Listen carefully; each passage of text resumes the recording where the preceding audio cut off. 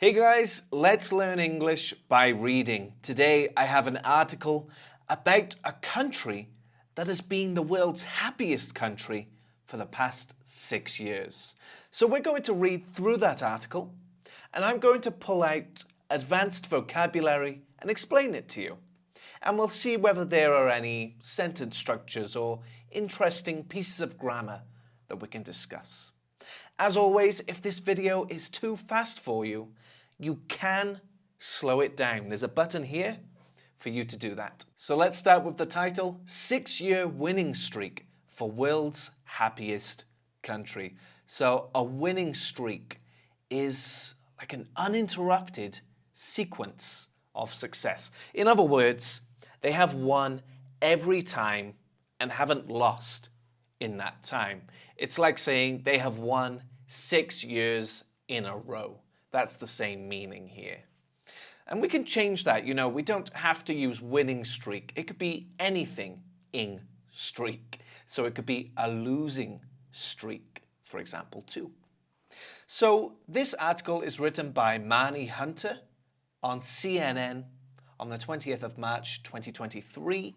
I have adapted it to make it shorter for this video, but I've kept the same vocabulary. Okay, so I haven't just made this up for learners. This is real life native English that we're discussing today.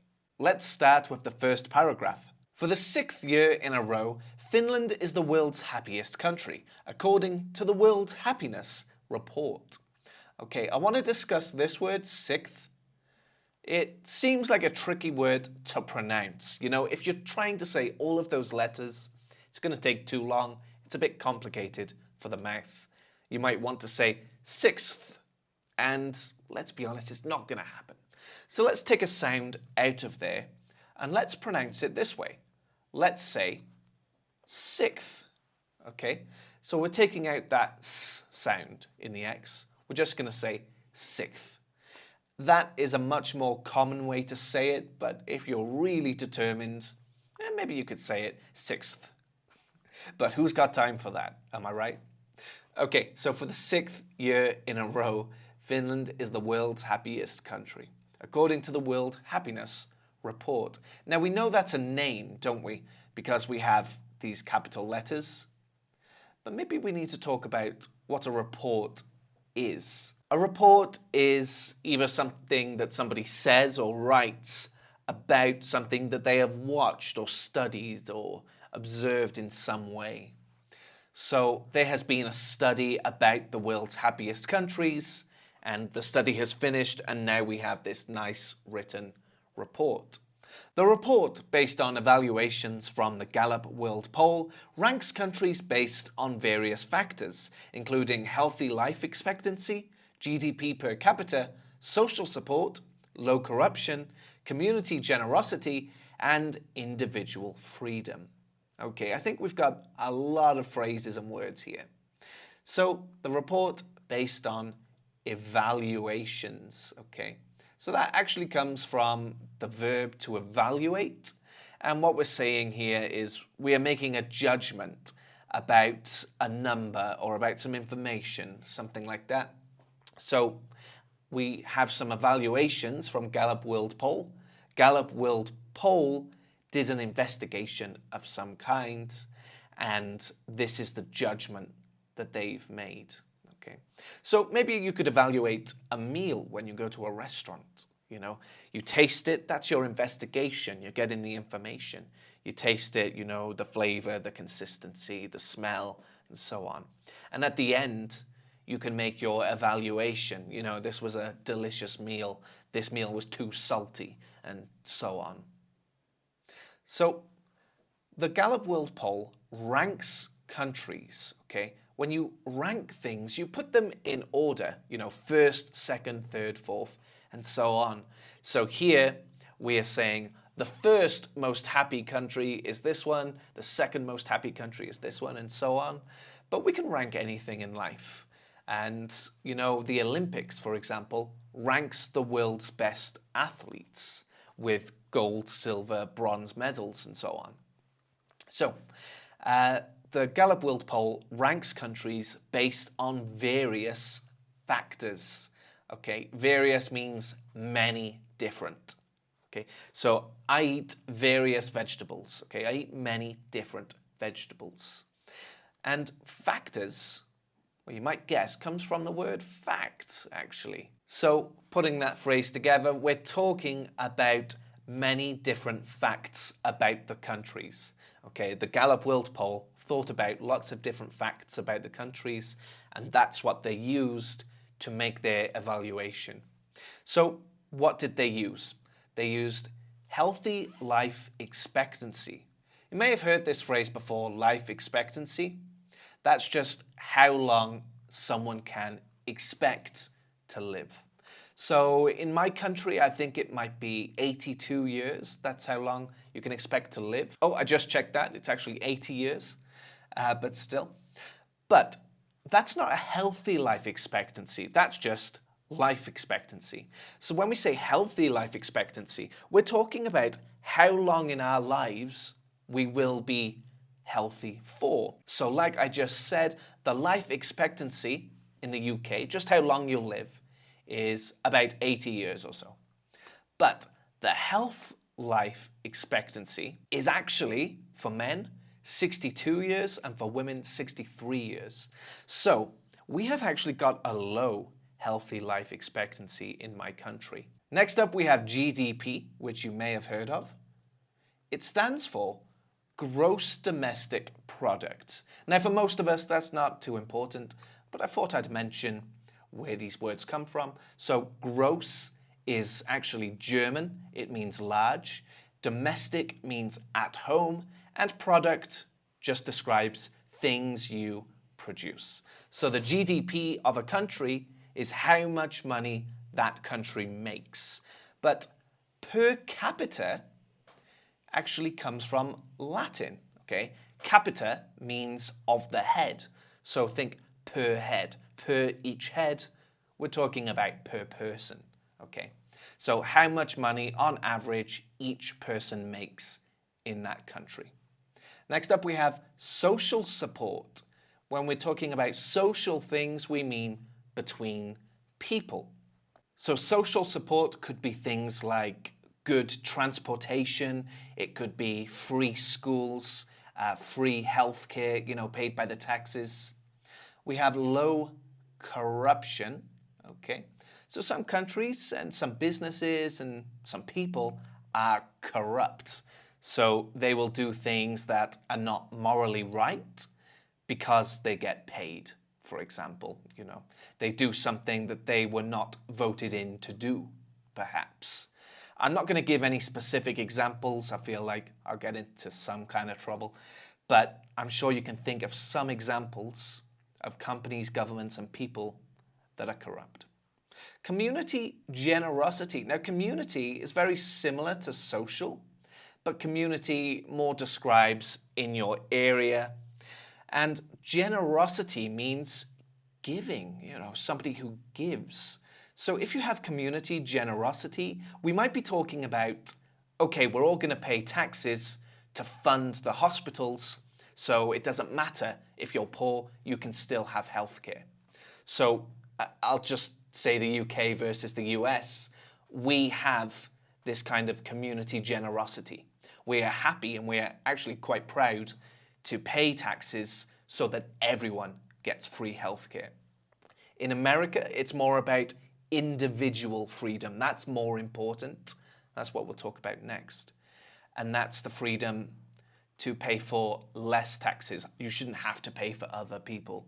That's the kind of thinking. I'm not going to say which is right or wrong, although I do have an opinion, of course, but I don't like to divide my audience. So individual freedoms could mean other things. It could mean the freedom to buy a house if you want. In a lot of the world, we don't have that freedom anymore because houses are so expensive. We have the freedom to get certain surgeries if we want to, and things like that. When we look across different countries, you'll see that people have different freedoms. Women, for example, have very different rights in different countries. So, the Nordic countries, such as Denmark, Iceland, Sweden, and Norway, all score very well on these measures. So, you may know the word to measure, especially if you've seen one of my previous videos. When you measure something, just for argument's sake, we have 1 centimeter, 2 centimeters, 3 centimeters. We are measuring. But we can also measure time, we can measure distance, we can measure height and all sorts of things. And here, we're measuring happiness, aren't we?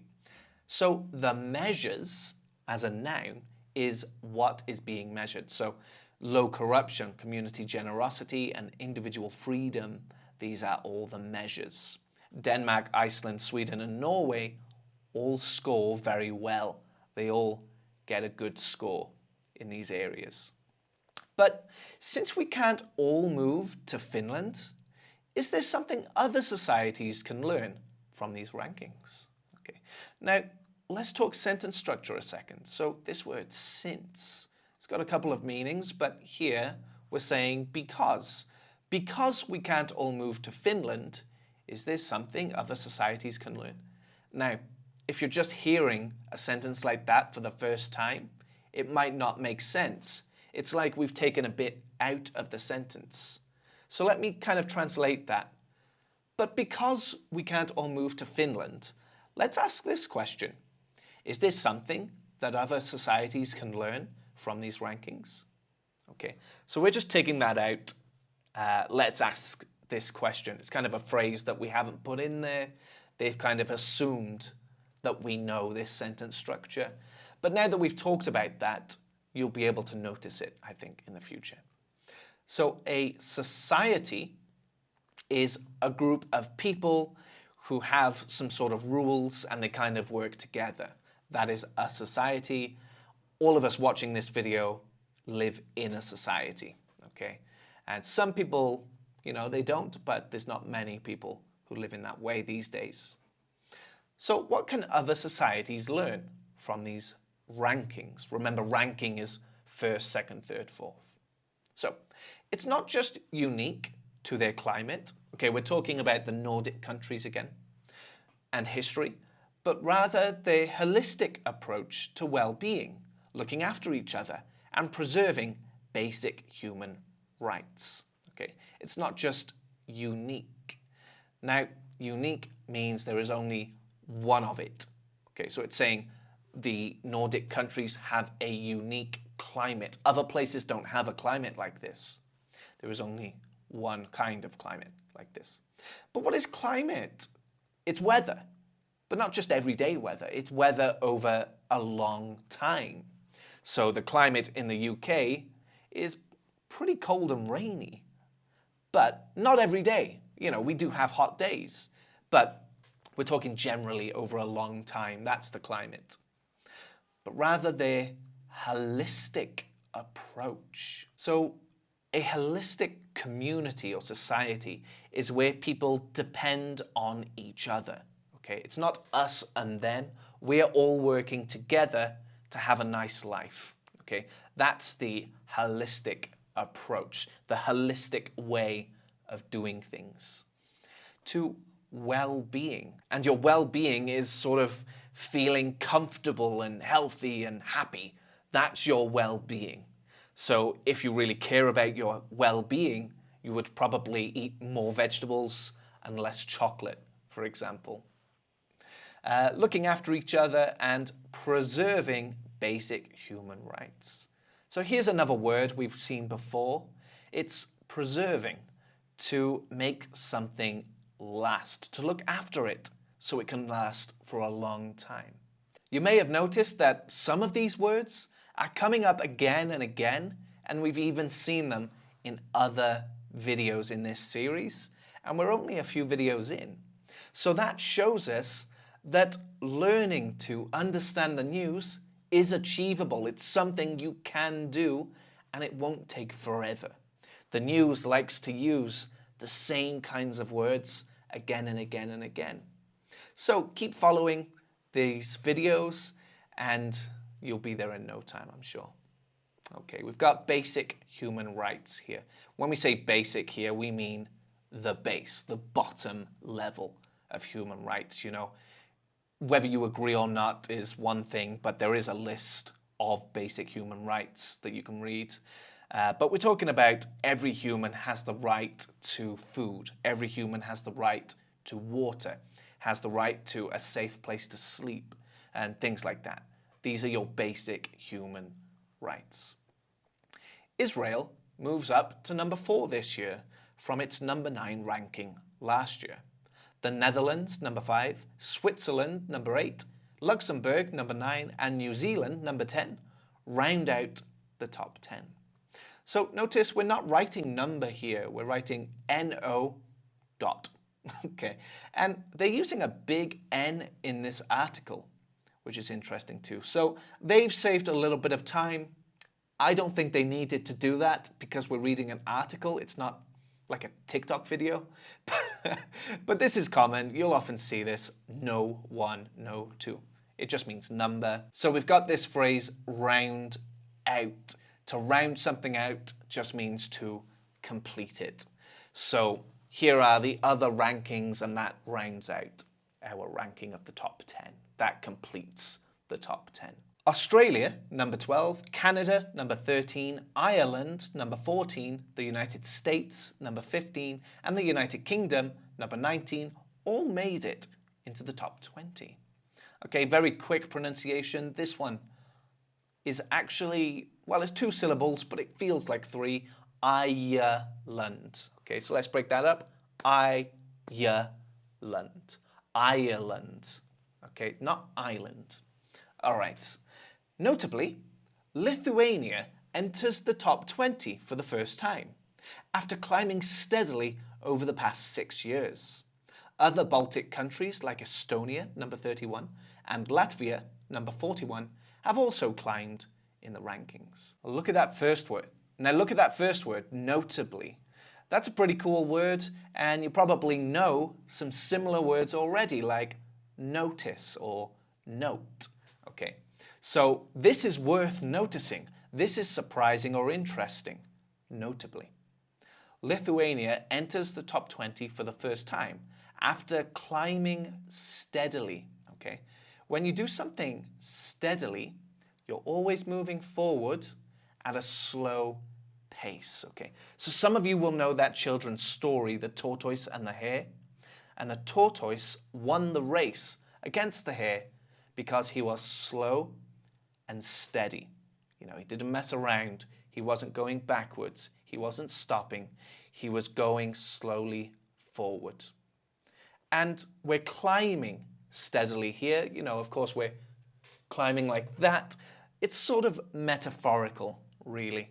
We are climbing from, 50th place to 49th to 48th. It's kind of like climbing a ladder, isn't it? We're climbing the rankings.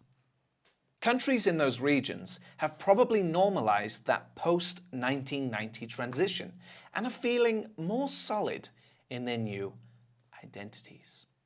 Okay, so countries in those regions. A region is just an area, okay? So a region could be anything, any kind of size, really. Europe is a region. The Baltics are a region. The Nordic countries are a region. But we can go smaller. We could go inside a country. Cardiff is a region of Wales. Have probably normalized, okay, so to make something feel normal, that post-1990 transition. When we say post something, we mean after something. So after 1990. And you could do post anything. We could say post operation, after the operation. We could say post 2020. We could use that in anything, really. It just means after. And then transition means changes. So in this area of the world, we saw a lot of change from 1990. Okay, so for normal people, that took some time to feel normal. But this writer is saying that these days, for most people, it has normalized. The new way now feels normal. And they're feeling solid in their new identities. They're feeling firm, they're feeling comfortable, and like they won't move in these new identities. And very quickly, your identity is your sense or your feeling of who you are and who you are in a group. All right. So what I like to do at this point is read through the entire thing without stopping so you can hear what a real native sounds like as they read, and you can try to keep up. But remember, if you need to, you can slow it down here. You can jump back and forth and find what these words mean again if you need to. And just before I read this, if you haven't already, please do subscribe. That will help me out a lot. You know, I'm making these free English lessons, and that would help me to continue doing that. And if you are subscribed, thank you very much. I would really like you to like this video so that more people can find it. Thanks very much. Let's get into it. 6-year winning streak for world's happiest country. For the 6th year in a row, Finland is the world's happiest country, according to the World Happiness Report. The report, based on evaluations from the Gallup World Poll, ranks countries based on various factors, including healthy life expectancy, GDP per capita, social support, low corruption, community generosity, and individual freedom. The Nordic countries, such as Denmark, Iceland, Sweden, and Norway, all score very well on these measures. But since we can't all move to Finland, is there something other societies can learn? It's not just unique to their climate and history, but rather their holistic approach to well-being, looking after each other, and preserving basic human rights. Israel moves up to number 4 this year from its number 9 ranking last year. The Netherlands, number 5, Switzerland, number 8, Luxembourg, number 9, and New Zealand, number 10, round out the top 10. Australia, number 12, Canada, number 13, Ireland, number 14, the United States, number 15, and the United Kingdom, number 19, all make it into the top 20. Notably, Lithuania enters the top 20 for the first time, after climbing steadily over the past 6 years. Other Baltic countries like Estonia, number 31, and Latvia, number 41, have also climbed in the rankings. Countries in those regions have probably normalized that post-1990 transition and are feeling more solid in their new identities. Thanks for watching.